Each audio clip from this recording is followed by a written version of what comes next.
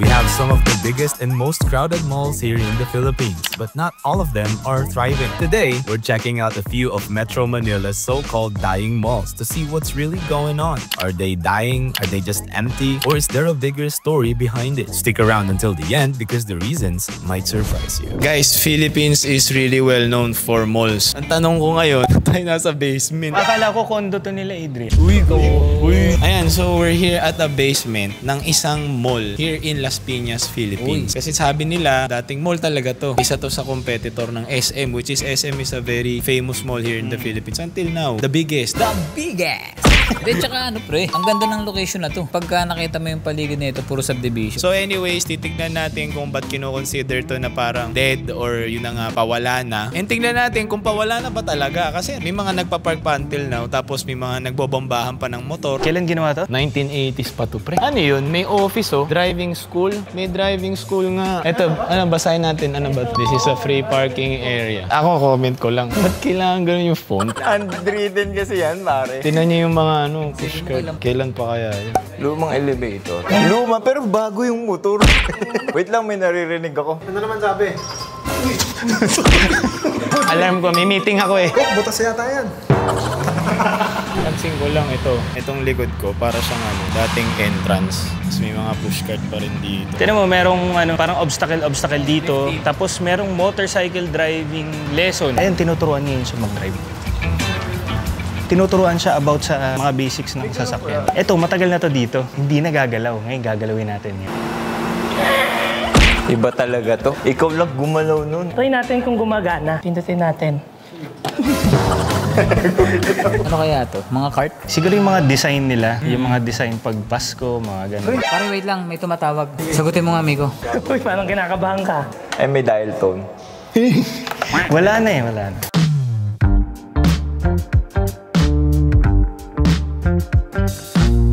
Paano ka mag-a-act na parang hinahabol? Pagalingan, pagalingan. Ikaw na, pre. Ikaw muna.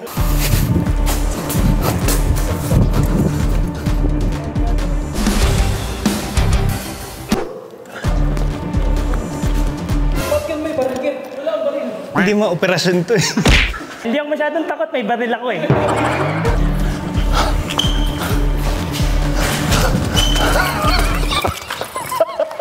Galing! Ikaw lang, pre. Ikaw walang bitaw. Ayusin mo kasi.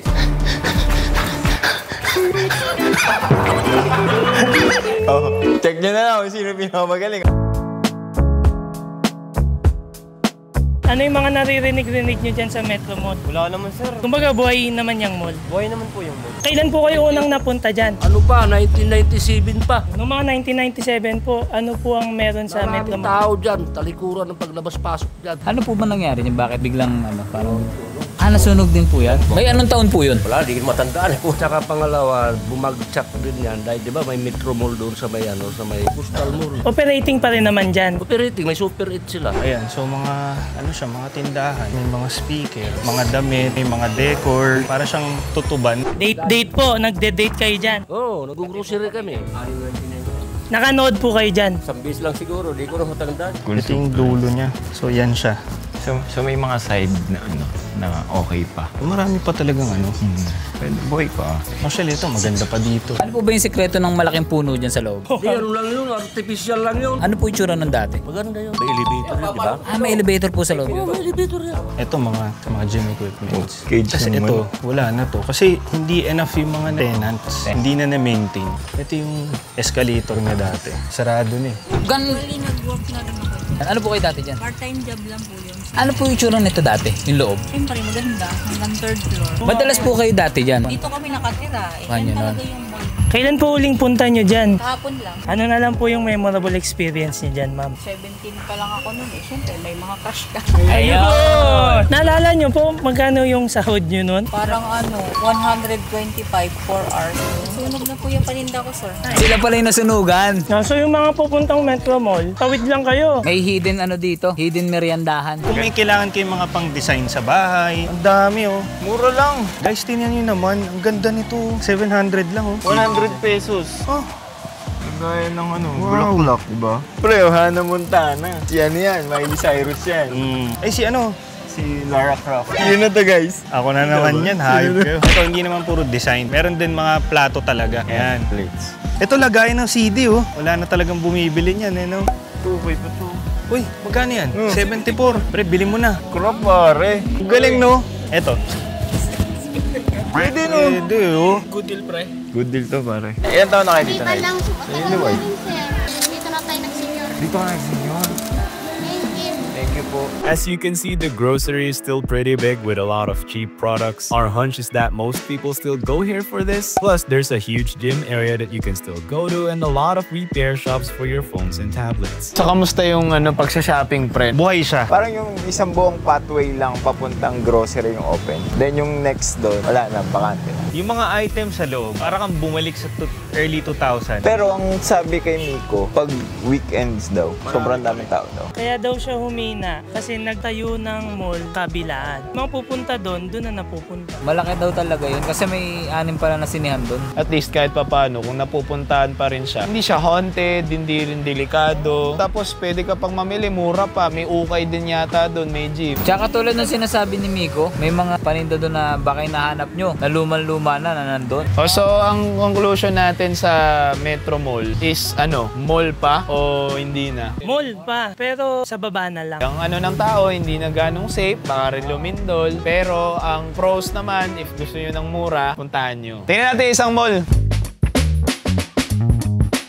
Hoy! Oy! Pangalawang mall. Ba't dalawa din yung nawawala? Hindi, ito kasi ang kwento niya. Nagkaroon ng kalitan yung dalawa. Hindi na muna namin pinapasok yung dalawa. Grounded! Oo. Nandito tayo sa pangalawang mall, dito tayo sa Mandaluyong. Hindi pa naman to abandonado, active pa, Pavilion Mall. Ako parang nadaanan ko na to once. Nakapasok na. Buhay naman, parang may 3 pang store na bukas. Dami. Tulad nung alitan ng dalawa. Imbestigahan natin kung ano nangyayari sa loob.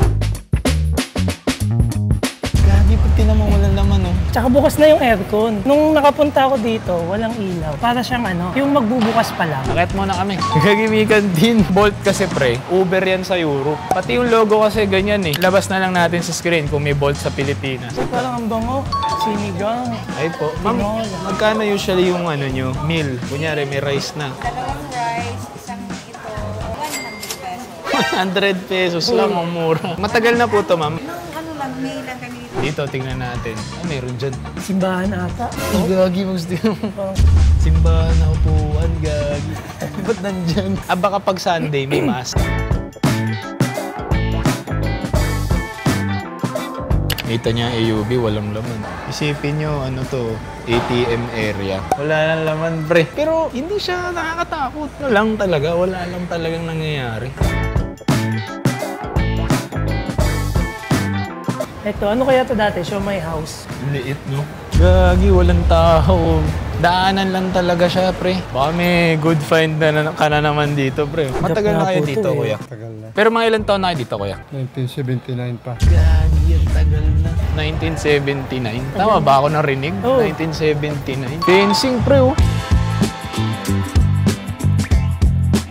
So, dito sa taas, Pick and Play Station. Alam mo yung sa mga SM Annex, computer, cellphone, games. Tingnan natin yung view sa 3rd floor. Parang airport, oh.